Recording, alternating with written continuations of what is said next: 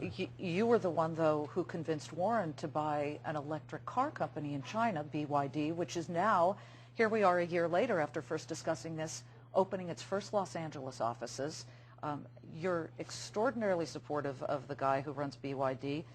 It's a company that you initially said you might not understand. How did he convince you to put $100 million of Berkshire Capital to it? I think he threatened to shoot me. It took a pretty rigor. The truth is, he understood it. I'm sure Bill understood it, and I didn't. But I had enough confidence in Charlie that in this game he knew a whole lot more about it than I did, and he's right. Bill, when you looked at the BYD investment, what jumped out at you about it? Well, it's a company that's got a great culture of invention. It's got a lot of engineers. It's moving very fast. What, 10,000 engineers, right? 15. I thought it was 16, but it's 16. 15. It's going up every minute. Yeah, going up every minute. And the need for batteries, both in the car and the grid, is pretty phenomenal. And as a side business, they happen to make conventional cars, and they've done extremely well at that. The three of us are looking forward to going over later this year. We're going to actually look at this incredible company. The fellow's unbelievable that runs it, and Charlie convinced me of that. How almost sad then, though, that now it's the U.S. companies that are finally coming around to making good quality cars. Charlie, what do you think? General Motors, for example. Well, I'm glad they're making better cars. It's true. Is it too late, though? Well, it would have been better if they'd gotten better earlier. The world benefits no matter where it comes from. I mean, you know, the fact that penicillin came from England doesn't mean we don't benefit from it. You know, it's not a zero-sum game in the world. We ought to be very happy if General Motors comes up with a wonderful electric car. We ought to be very happy if BYD comes up with a wonderful car. It's the world will benefit, and it's great that lots of people are finally paying attention. Bill, does it amaze you that Charlie and Warren are, well, Warren's going to turn 80 in August. Happy birthday in advance. Thank you. Charlie, maybe the only time to give it to me. Charlie's 86. But these guys think like young whippersnappers who are at the height of their game. Absolutely. Staying around them invigorates me, helps me to learn new things. I love their youthful attitude. Well, we have a lot of fun. I like your attitude, Bill, and I'll be very happy when you're gone. I'm happy when you're gone. He'll have good memories. Charlie's going to outlive me. The auto company, I'd like to continue on this vein because, of course, we're looking at the Toyota situation where a brilliant car company that suffered some troubles here. So how does BYD think ahead to avoid that kind of problem, Charlie? Well, the companies that succeed are often the ones who just improve better and faster than the competition and just keep doing that. And that is the essence of BYD. And I see not the slightest flagging in their ambitions to keep doing things better and better.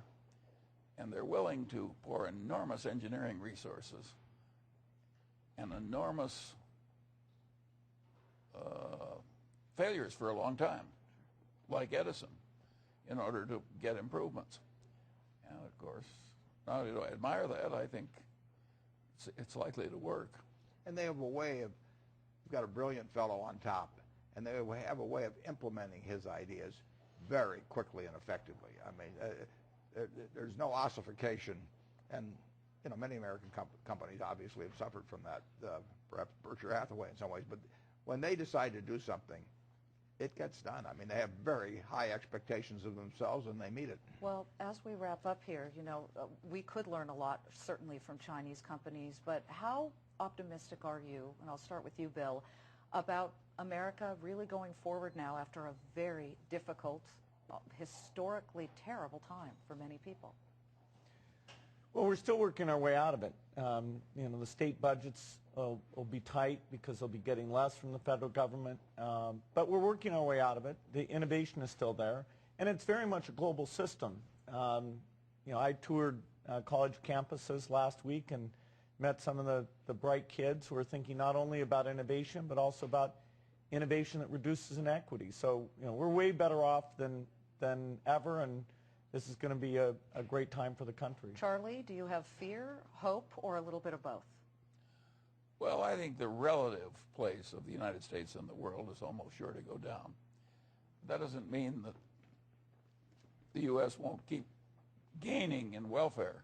It just means other people are gaining in welfare faster because they come from a lower base. And to some extent because they copied us.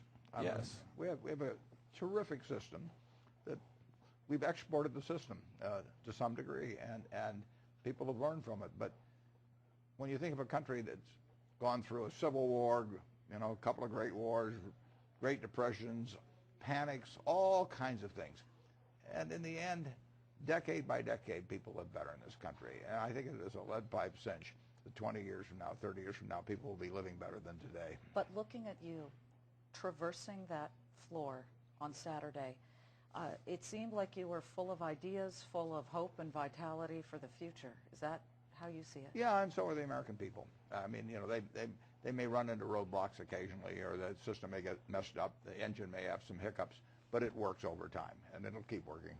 Warren Buffett, Charlie Munger, Bill Gates, thank you once again for appearing here together. It's so valuable, I think, for our viewers to hear your perspective. I thank you very much. Thank you. Really appreciate it. Same time next year, okay? Yep. Okay. Stuart, okay. great.